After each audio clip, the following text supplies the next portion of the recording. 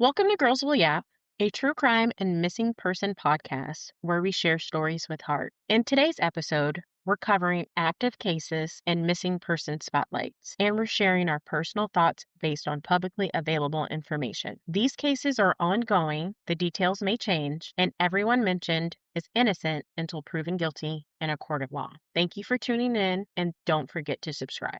How's your week been going? It's been going great. How's yours? Has been absolutely busy, so I am looking forward to the weekend. Your girl needs a rest day. No, I get that. Make sure you prioritize that. Absolutely. And rest is not earned, it's deserved. Absolutely. It's necessary. Yes, I agree.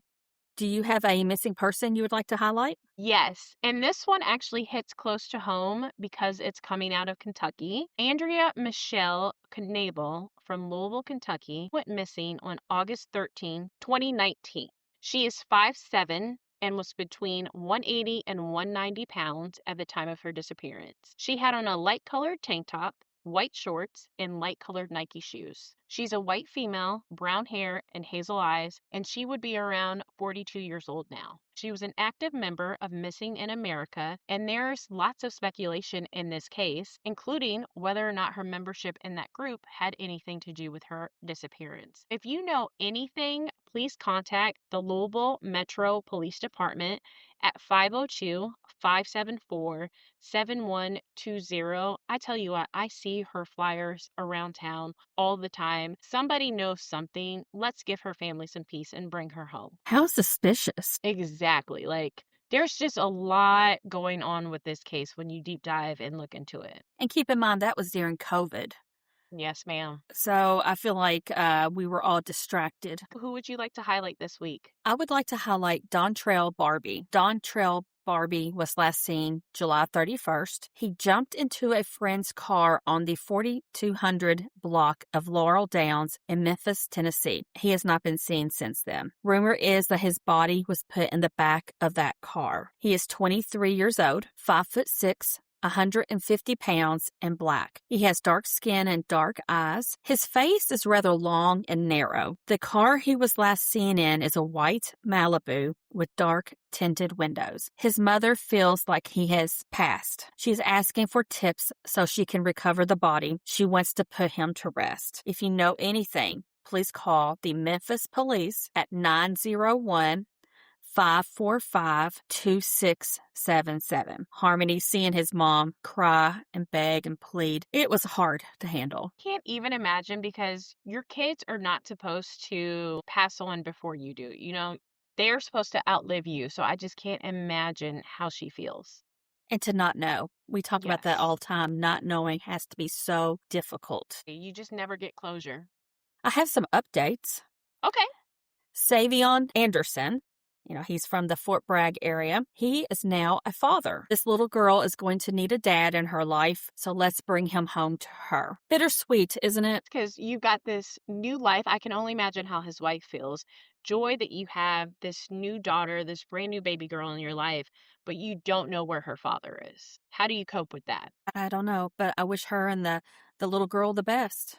Yes, I agree. Also, in the Siders case in Vinton County, Ohio, Elizabeth Siders, the 33-year-old mother of the 16 kids, she will have more felony charges coming soon. We do not know what they are. The attorney for Elizabeth had asked for her release, claiming she's not a flight risk. However, the state filed a response saying they will be asking a jury to indict her on more felony charges. So we shall see. Yeah, the plot keeps thickening on this. This is for Elizabeth only. So that's really weird to me, because we were seeing her as a victim, more or less. Makes me wonder what's going on. What do they know that we don't know yet? Exactly. With Lindsay Clancy's case, I wanted to point out that Lindsay's parents moved to Massachusetts to be near their daughter during her health ordeal. They used all their life savings for her defense. A GoFundMe was established for the family to rebuild their financial security, because they spent everything. As of now, it is over $800,000. The goal is to reach $2 million. So I was so excited about that. Isn't that great news? That's great news. And your parent should be there for you. So I'm glad that they're stepping up and being there for her. Well, I agree, but these were not wealthy people by any means. And they're older, and they had a little nest egg, and I'm glad it's being replenished. I saw her mother testify, because I've been glued to this case, right? Through this testimony, it was clear that Lindsay had been reaching out for help. Her mother and her mother-in-law were very helpful, even staying at the house with her. The mother-in-law testified, and it was so sweet that as she stepped down, she looked to Lindsay and nodded in solidarity. It was noteworthy. And I don't know if you've seen it. I know you've been busy, but outside the court today, there were lines and lines of women standing with her, all wearing pink. It was just really heartwarming to see women supporting women. Yes, because in this society, there's a lot of times that does not happen. No, you're exactly right. Is it possible that the mother and the mother-in-law know that Patrick killed the kids? Of course, that's my opinion, that Patrick killed the kids. Is it possible that they feel that way? And if I were the mother-in-law and I didn't think that, I don't think I would be standing beside Lindsay in court. I would be clearly very much upset with her, Exactly. you know? He's a little suspicious. Yes. That's quite the understatement, actually. Yeah. In other Lindsay Clancy news, Patrick sold the house that they lived in as a family to the assistant district attorney, Michael Phippen. The house was sold for $675,000. Zillow has it valued at $784,800. Realtor.com has it valued at $834,200. Redfin.com has it valued at $845,407. So clearly the assistant district attorney bought it at quite a value. And then there are pictures of Patrick, the ex-husband, and the lead detective on this case together on a yacht. A conflict of interest. I don't feel like you should be that close in a criminal situation like this. There is something. Yeah. I have a feeling when this is all said and done, there will be more charges brought, and they will be brought onto him. See that? It feels like there might be a good old boys club going on right now. Kind of weird, isn't it? Mm-hmm. Very much so. There's a case that is a few years old, but has come to light again. Many thanks to Nancy Grace for bringing this to light. By the way, the Nancy Grace memes are just so funny. And we love Nancy Grace over here on Girls Will Yap. That's true. That's true. So, Summer Wells went missing June 15th, 2021. She was 5, about 3 foot, maybe 40 pounds. She was a blonde-haired girl with blue eyes. She came from poverty and subpar living, to the point that her siblings were taken by CPS a year or so after this incident. Harmony, I see this as red flag number 1 and red flag number 2. We got the subpar living conditions and kids being taken away. What do you think? It's never a good sign when your kids are taken away. Like, I understand if you fall on hard times and you're doing the best with what you got, but I wonder what else was going on for the kids to get taken away. So the parents say that she just disappeared within minutes. This little 5-year-old girl just disappeared. They said that she was in the basement and then she was gone. They pushed the narrative that a kidnapper trekked up this treacherous East Tennessee driveway or hiked up a mountainous footpath to get their daughter. Now, this driveway requires an all-wheel drive at bare minimum, and that's on a good day. Okay. Do you think a kidnapper would take a kid from a sketchy house up a hill that does not have an easy way in and easy way out? Absolutely. Unless that was personal to one of the parents, a kidnapper is going to go for something easy. Because if I have to go through all that increases the chances of me getting caught. Absolutely. And you're going to have to navigate all that with a child? There's no way. No. So the Tennessee Bureau of Investigation has stated that this case is still open. In July 2026, the FBI joined the case. Finally. Harmony, what takes the FBI so long to get involved? Honestly, I wonder that. Like, do they not have enough people? Or I just wonder what that is. Yeah. I wonder too. So, rumor is that her body was fed to some pigs on a nearby farm. The FBI searched this suspected farm after cadaver dogs led them to the driveway of that farm. Nothing has been found. But Harmony, here's the thing. We both know what pigs can do to a body. Would anything be found if they fed her to pigs? Absolutely not. The pigs can demolish a body, so yeah, there would be nothing left over. Well, Nancy Grace, of course, is on the case, and there's a couple other people. I have seen footage of the inside and outside of this house. It's really weird, very junky, very dirty. I mean, I would suggest tetanus shots before you go to this place. It's that bad, okay? Lord, It's really that's real bad. bad. And here's a weird thing. It's neither here nor there, but there's like one door going into the basement. Then to get to the basement, you have to picture this, okay? There's the stairwell, but it's basically like a hole on the floor. And then instead of having like, the regular handrails and all that, they have built a snack bar over it, like a counter. You literally have to crawl under this countertop area to get down to the stairs. And it takes, well, I was watching the person who went in there to do this video. He's over 6 foot tall. He barely could do it. And I thought that was a little sketchy. Like, why are you trying to hide that stairwell? That's really weird. What's down there? Yeah, and that's supposedly where she was. Another little food for thought, the mother, her sister, has been missing now for a few years also. So people just keep going missing in this family? I suppose so. Ooh, that's not a good sign. No. So anyway, we have to get to the bottom of this. I'm pretty certain somebody out there knows something. And if you know anything about Summer Wells, you can call the Tennessee Bureau of Investigations at 1-800-TBI-FIND. Let's bring Summer home. Poor little girl. Oh, 5 years old. I know. That's so sad. And when she left, she had her hair completely shaved because she had lice.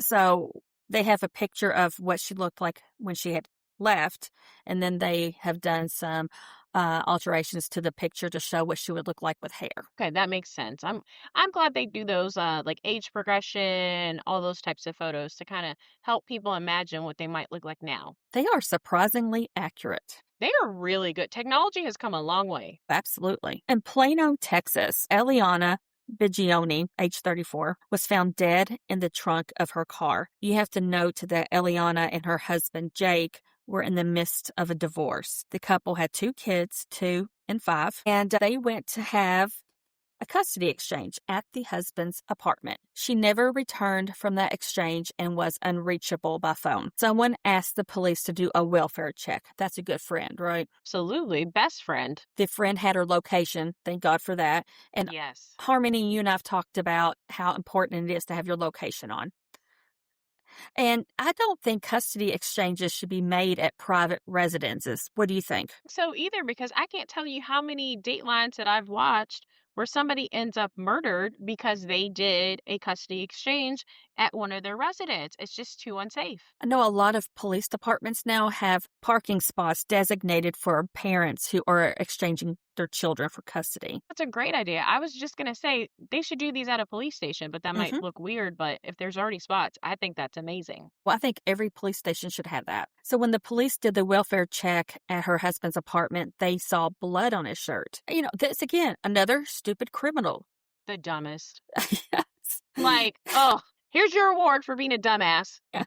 The husband agreed to let the cops search his apartment. They saw Eliana's car in the garage. The officers went back to their squad cars to report back that they found the car, and they had a note waiting for them, and it said, this is the quote, "I believe someone has been harmed or killed." And it said, "The son said that she is dead. His wife is Eliana Bigioni." So, end quote. The information was from the ex-husband's mother. The mother called the police and said that her son had told her that he and Eliana had a fight, and during the phone call, the son said, "I have something to tell you. She's dead." What a mom. Am I right? I am so proud of her, because there's a lot of mothers who probably would have been like, oh, that's my son. I'm not going to say anything. But she is more than just a mother. She's a good person, and she did the right thing. Tell you what, I've already told my boys, if I find out that you are the cause to your girlfriend or wife's misery, I will be on her side. Exactly. Like, I'm not playing around. I'm not going to jail for you, so don't commit no crimes around me. No. I'm snitching. Oh, definitely. Yeah. Mhm. So Jake was charged with murder and abuse of a corpse. He is currently being held in Plano City Jail. And apparently he is just downright flabbergasted that his mom snitched. Sorry, that's cracking me up. Like, you know what type of mother your mom is. You know that she's a good person. She was going to tell on you, as she should Absolutely. have. Because we're not just dealing with the ex wife, we're dealing with the grandkids. Exactly. And the fact that you could take that woman away from her young kids who will never know her, I don't care how much you hate this woman, killing her was not the option. You know what's sad is these kids have no parents now. Exactly. Like, people don't think about what they do before they do it because now your kids don't have either one of you. And it was not worth it. It's never worth it. No, no. And all in anger. Yep. Gosh, she's got to have some anger management classes, I swear.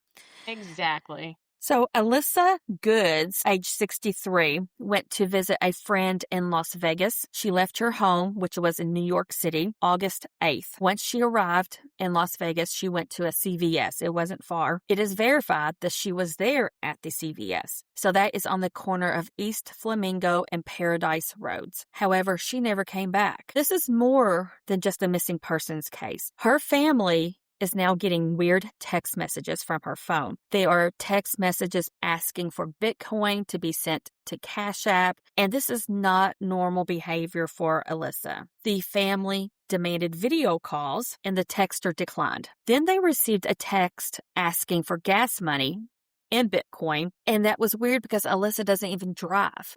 A detective literally told the family that this case is not a priority. However, now that is national news, they have conducted an unfruitful 20-mile radius search. The family has been searching morgues and hospitals. They are desperate to find their loved one. And it's important that I point out that Alyssa was fit and full of life. That's how their family described her. They do not suspect a health issue or a suicide attempt. She is Black, 63, 5'8", 215 pounds. She has short Black and gray hair, and if anyone has information, please call the Las Vegas Missing Person Department at 702-828-2907. Can you imagine being told that your loved one is not a priority? Shame on that detective. Every person who goes missing should be a priority because the more time that goes on, the less likely, unfortunately, you are to find them. Like those first few hours and days are critical in recovering a missing person. Absolutely. And kudos to her family who were like, okay, she's not a priority to you, but she's a priority to us. And they had boots on the ground very early on. Period. That's the type of love I hope that every person has, a family that's going to ride or die for them. They should. Hmm. Absolutely. We have to talk about Penn State. Oh my gosh. Yes, we were talking about this at work the other day. Oh my gosh. Okay. So, Harmony, it's back to school time. Yes. Kids are getting new crayons and kids are shopping at Target to, make their dorms look decent. Do you miss college life? All I did was party and drink and have good times. I don't miss that. I like having my routine and being stable. I was also broke too. I don't Yeah. miss being broke. You know what's so funny though, as I'm teaching now Mhm. at a business class or two, and instead of drinking alcohol, they are hooked on protein shakes. But they're all Protein shakes, are they athletes. drinking? Oh, okay, that makes sense. Yeah. Okay. I was like I enjoy like a one protein shake a day, but that's about No, it. they're drinking more than that now. Ooh, child. Well, let's get back to Penn State. Okay. Yes. Sigma Chi and Delta Epsilon are two off-campus fraternities at Penn State. Such a well-respected school, of course. Anyway, 14 of these fraternity members have been arrested for their roles in a cocaine trafficking ring. Now, Harmony, I worked through college. You worked through college. Yes. We support that. Yes. But what happened to flipping burgers? Exactly. When I was in college, I was a hostess. I wasn't There you go. involved with drug activity. Well, I've seen the mug shots of these guys who were arrested, and they all look like they could model for LL Bean.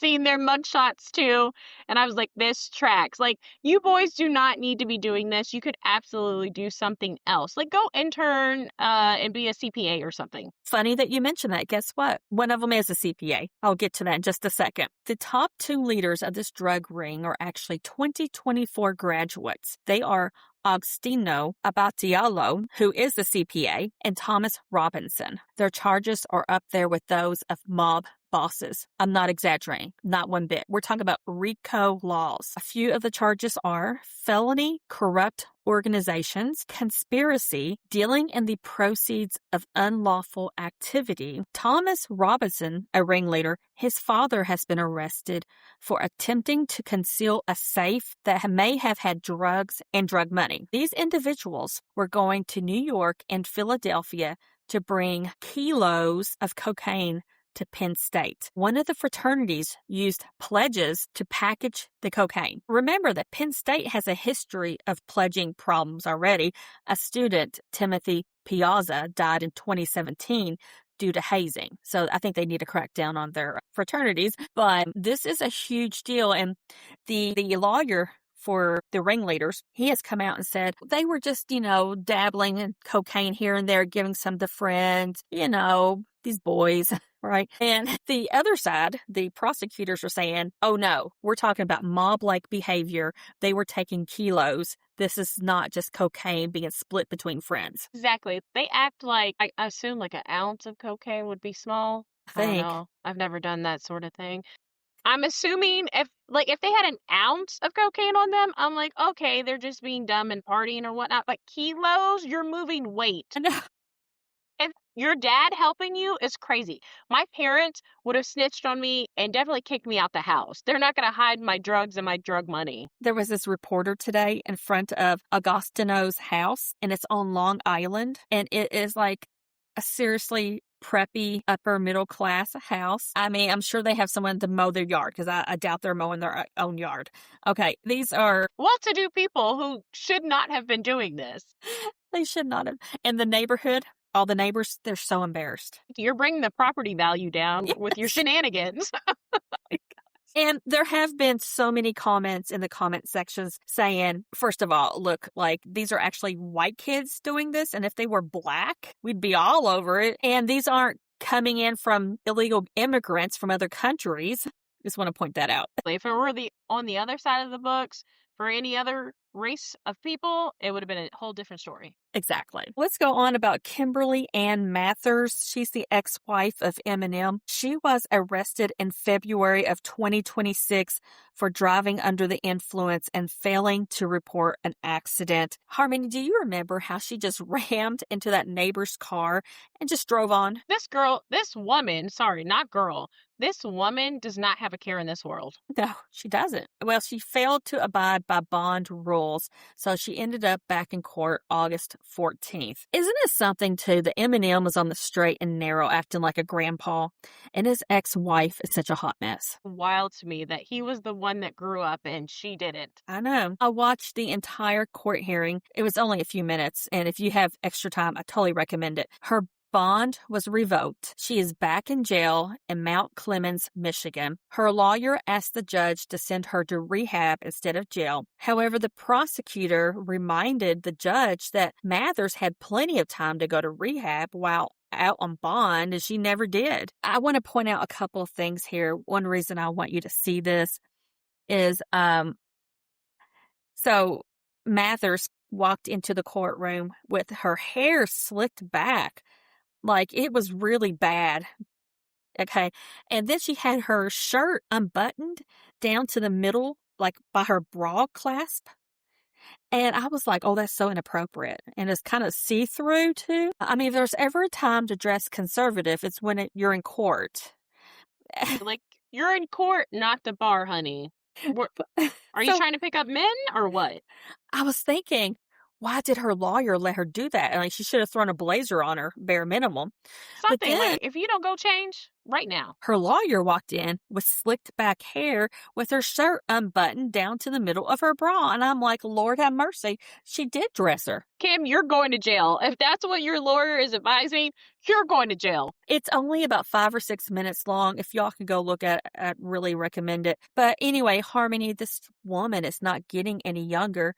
It's time to get her act together. She's got a new grandbaby. Go spend time with your kid and your new grandbaby. I always wonder, because I've watched a lot of Intervention, and people are not going to quit until they're ready to quit. So I always wonder, like, what's the rock bottom for you to be able to, like, take another step in your addiction and go to rehab? I have seen some people who have been addicted and always think, oh, this is rock bottom. No, that's rock bottom. And it's just never rock bottom. When addiction has a hold of you, it's real tough. It's hard to shake. Yeah, definitely. But she has the opportunity to go get clean. So let's hope Yeah, she does. I hope she really, really does. I don't have anything else, do you? I wanted to say rest in heavenly peace to Nolan Wells. His 19th birthday would have been yesterday. I did not know that. Yeah. So rest That in heavenly peace to him.